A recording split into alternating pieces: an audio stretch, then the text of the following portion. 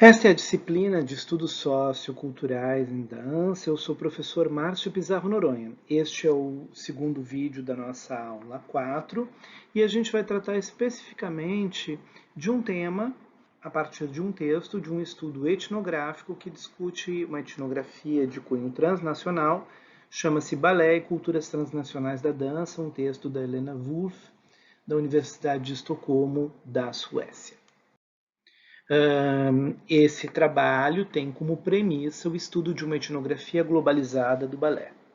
Ele inicia com uma perspectiva de abordagem que nós já enunciamos no vídeo da nossa aula 2, né?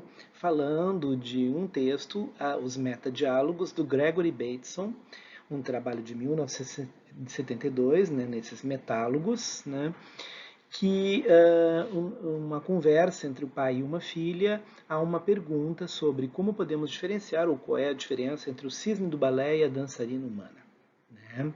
Uma conversação profunda sobre um tema problemático, onde se discute o próprio assunto, né? Ou seja, tenta se responder a pergunta e ao mesmo tempo se preserva e se reflete sobre a estrutura do próprio diálogo, ou seja, como o diálogo é sendo conduzido, por isso a gente chama ele de metálogo. Né?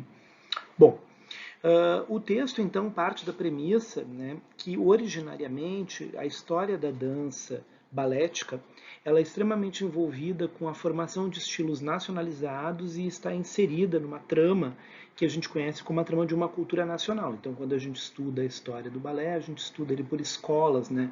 Uma escola italiana, uma escola francesa, uma escola russa, uma escola inglesa, né? Britânica, né? Por exemplo, né? E esse texto, então, aponta num direcionamento novo de que há a formação de um balé globalizado, quebrando essa estrutura de estilos nacionais e criando um mundo transnacional da dança, uma cultura transnacional da dança balética, com uma outra forma de organização dessa memória social.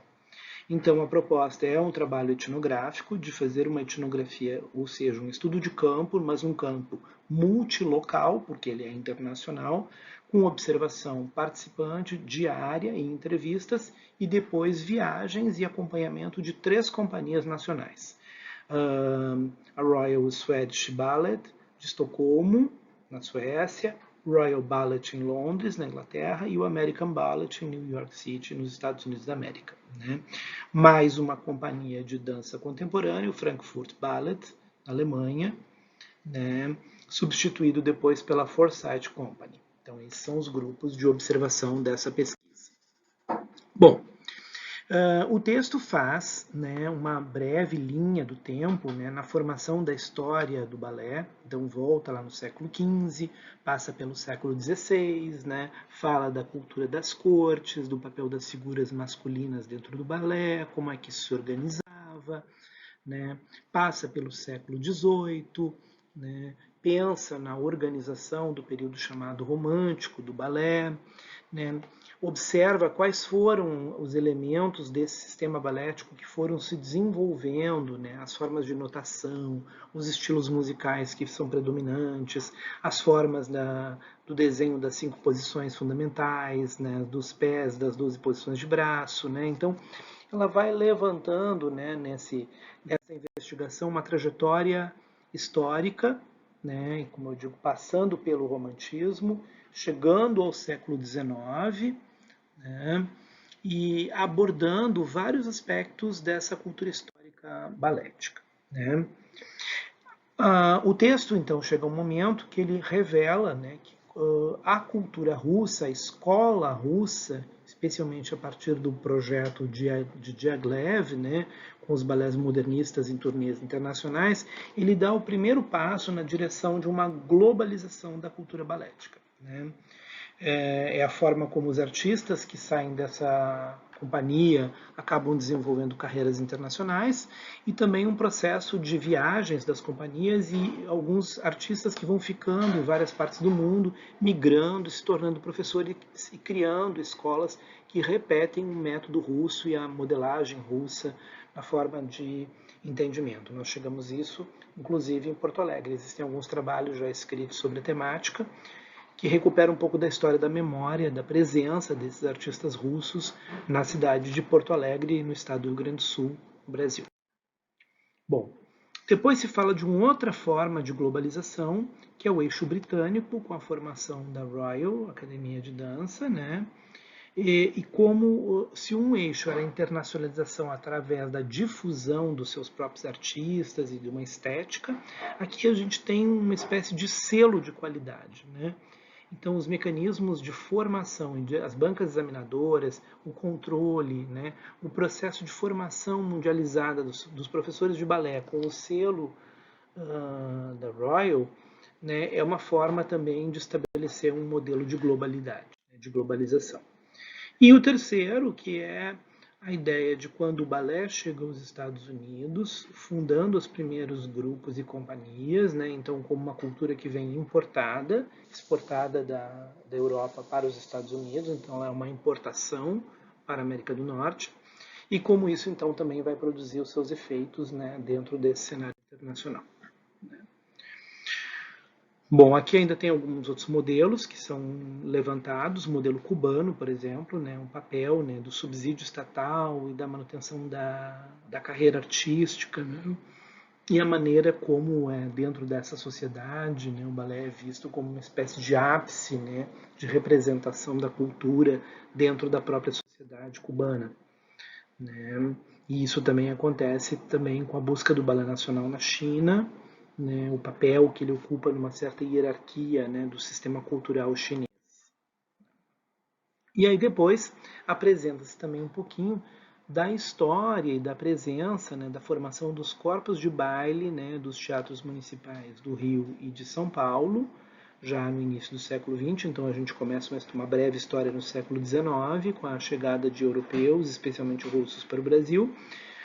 Os primeiros projetos em torno do balé nacional no final do século XIX, mas principalmente na primeira metade do século XX, a formação do corpo de baile dos teatros, né, e isso então desenha essa cultura brasileira. E ainda apresenta uma breve, né, incursão sobre alguns tipos de centros contemporâneos de balé, né, com coreógrafos mais autorais, como Neumayer, Forsyth, Kilian, Bejar e Pina Bausch, né? Com 5 grandes escolas, mas também com forte exploração de uma dimensão global, já que esses centros contemporâneos trabalham bastante com a fotografia, trabalham com audiovisual, trabalham com a transmissão de espetáculos, né, em cadeias internacionais, a transmissão em telas de cinema, em redes de cinema, né, mundiais. Então há um perfil também para essa globalização. Bom, o texto e o trabalho também falam um pouquinho sobre o processo de delimitação, né, e de organização da experiência temporal a partir do modelo romântico, né, de construção da companhia, de construção da coreografia, da cena e do tratamento do próprio artista, como é dado ao próprio artista, né? E aponta alguns aspectos, né, em relação ao tempo físico e ao tempo no sentido de uma tipologia temporal, né, como é que vão estabelecendo as formas de compreensão do tempo e o aspecto significativo, né, representativo do tempo dentro da construção do modelo romântico. Para além do romantismo, surgem então ainda o que ele chama depois desse círculo muito curto, o texto denomina como círculo bastante curto de vida do balé romântico, né? Uma espécie de expansão, né? Ou seja, ramificações, ou seja, elementos do romantismo que se pulverizam e se disseminam nas figuras masculinas, baléticas, como Nureyev, né? Antes Nijinsky, enfim, né? Que vão indo além da temática do campo do romantismo. E aí aponta para essa problemática global das pesquisas que são atuais em relação ao balé. Se estuda aqui aspectos que nós já vimos, né, e já comentamos em outros trabalhos, né, então a curta duração da carreira, a construção de um hábito, né, de um entorno, né, que permite como as pessoas terem uma compreensão, né, modelos de ação, modelos de arranjo, memórias corporais, memórias coletivas de espetáculos, que são disposições, né, que nós já vimos na nossa primeira aula, nas aulas 1 e 2, né, a noção de hábitos, né, lá inicialmente desenvolvida, vinda do pensamento aristotélico e tratada do ponto de vista social por Marcel Mauss, depois se expandindo na obra do Pierre Bourdieu, como isso vai acabar acarretando aqui numa implicação nessa etnografia globalizada, né? Ele faz uma série de comparações e, por ser uma perspectiva etnográfica, valoriza a concepção êmica do espaço, ou seja, o insider, né, do grupo, né, e os outsiders são os outros, né, ou seja, as pessoas que não são do mundo do balé, que não compreendem, né, a maneira de construção do próprio corpo e a percepção que as pessoas têm da experiência da vida física. A aceitação de uma carreira curta, né, a aceitação da lesão, a aceitação do sofrimento físico, né, com a ultrapassagem da própria dor através da beleza, né, do imaginário, né, que diz que o bailarino é alguém que ultrapassa a própria noção de humanidade, né, ou seja, ele supera todo qualquer tipo de sofrimento, né, então uma certa transcendência do artista, né, e quais seriam as recompensas sensoriais que o artista teria pelo fato de sofrer todos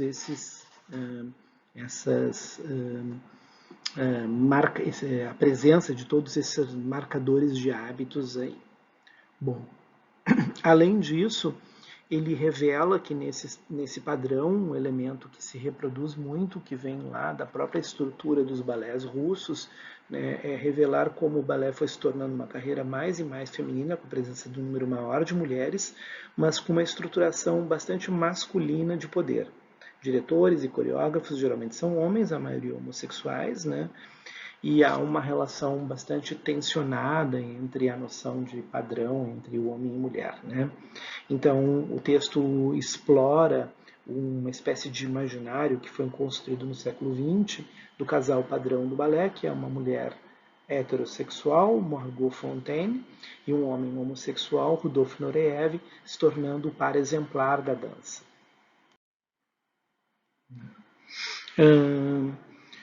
Mais adiante, então, o texto vai explorar, né, essa noção de que chama de bailarino pensante. Assim como em jogos como xadrez, atividades físicas como boxe, o balé só se desenvolve a partir de um conjunto de técnicas corporais, como nós já vimos, mas também regras de etiqueta internas ao grupo que envolve um disciplinamento não só técnico do corpo, mas uma disciplina, um conjunto de convenções no modo como se dão as interações entre as pessoas, entre os bailarinos, entre os bailarinos solistas e o corpo de baile, e entre eles e a companhia, a administração, a gestão, a direção artística, os coreógrafos, né?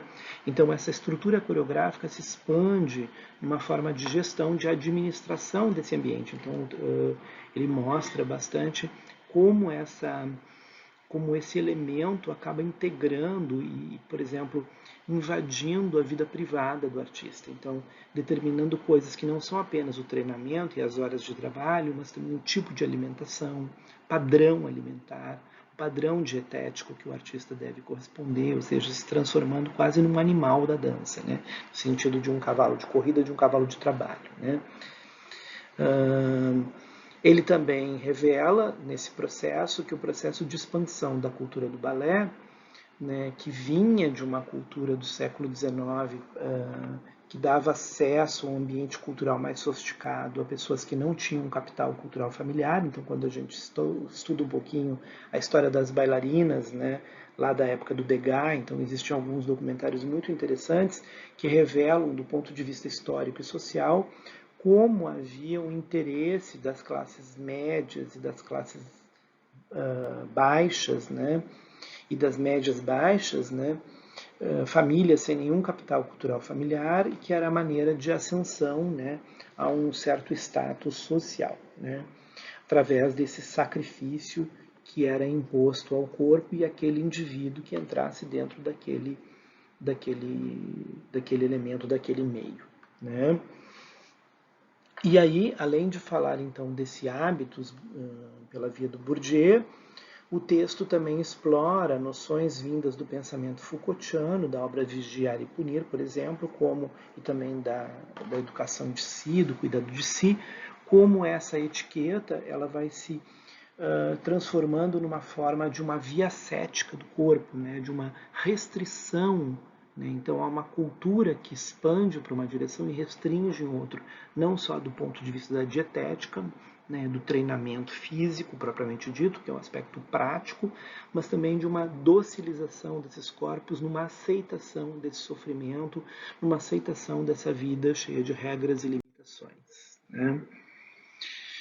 E aí o texto vai analisar dois processos de construção, né, de peças, né, Lago dos Cisnes, né, e Gisele, consideradas, vamos dizer assim, os balés dos balés. Né.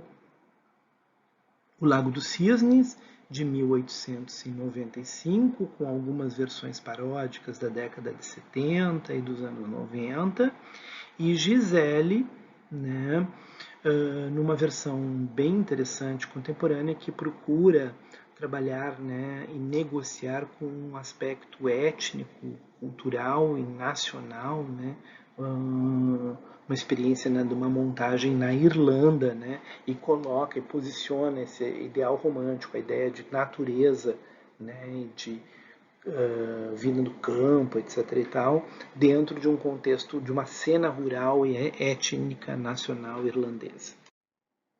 Ao final, essa etnografia transnacional, ela vai então se dedicar a refletir um pouco a partir dos anos 2000 numa mudança na organização das companhias com novos modelos de gestão, né, bem mais próximos da gestão comercial, de novas formas de organização, de administração do trabalho, de especialização do trabalho, pensando também a compra, né, de coreografias como produtos, né, as carreiras bastante velozes, né, e as diferentes tarefas, né, e os multitrabalhos dos coreógrafos que estão, por exemplo, cedendo partes do seu repertório, vendendo direitos de uso de parte do repertório coreográfico ou desenvolvendo trabalhos simultâneos, né, em companhias diferentes, em locais diferentes do mundo, né, dentro de um processo muito forte de globalização.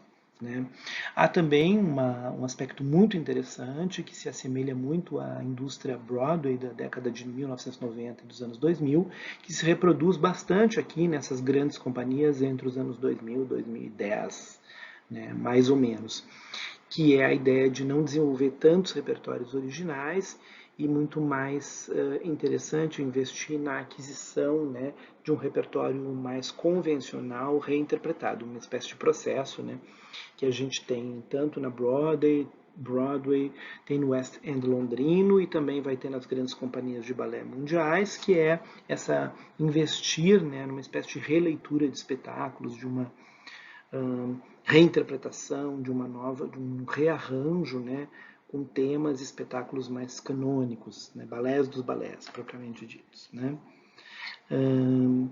E aqui então a gente consegue entender um pouquinho desse circuito, né, que, como eu falei, se finaliza numa compreensão absolutamente comercial da dança, né, nesses grandes grupos, né, aproximando formas de gestão. Então, às vezes, a proposta estética é diferente das companhias de balé e dos grupos contemporâneos, mas nas formas de gestão eles são muito afins. Né? Quando a gente pensa em processos como, por exemplo, o filme Pina, do Wenders, que é um filme maravilhoso, né? Mas que é exibido simultaneamente em diferentes cinemas, a gente está pensando também numa lógica, né, de distribuição de produtos na forma de um produto cinematográfico. Né, e, portanto, de uma comercialização mais globalizada, simultânea, né, o que é diferente, por exemplo, daquela companhia estar viajando, né, numa turnê mundial.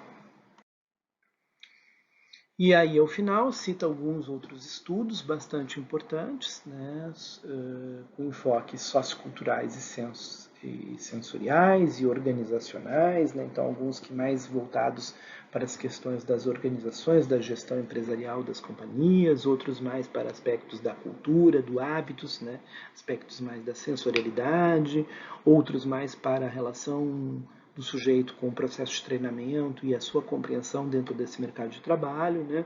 Que são várias formas de organizar essa etnografia e uma visão bastante internacionalizada dessa cultura que é originalmente uma cultura de caráter nacional. Então esse é uma forma de a gente pensar e aplicar essa abordagem dos estudos socioculturais à dança e especialmente à dança balética. Eu sou o professor Márcio Pizarro Noronha, essa é a segunda parte da nossa aula de número 4. Espero que todos tenham gostado e aproveitem e revejam e também leiam o PowerPoint, façam suas anotações, desenvolvam os exercícios propostos em sala de aula sob minha orientação através da nossa monitoria. Não se esqueçam, muito importante, e se preparem. Estamos entrando agora na reta final da nossa primeira parte da disciplina. Temos ainda os encontros 5 e 6, e depois então entraremos na aula 7, na revisão, né? E na 8ª aula, nossa primeira avaliação numa prova de formato objetivo. Eu agradeço desde já e aguardo vocês nos próximos encontros ainda da primeira parte.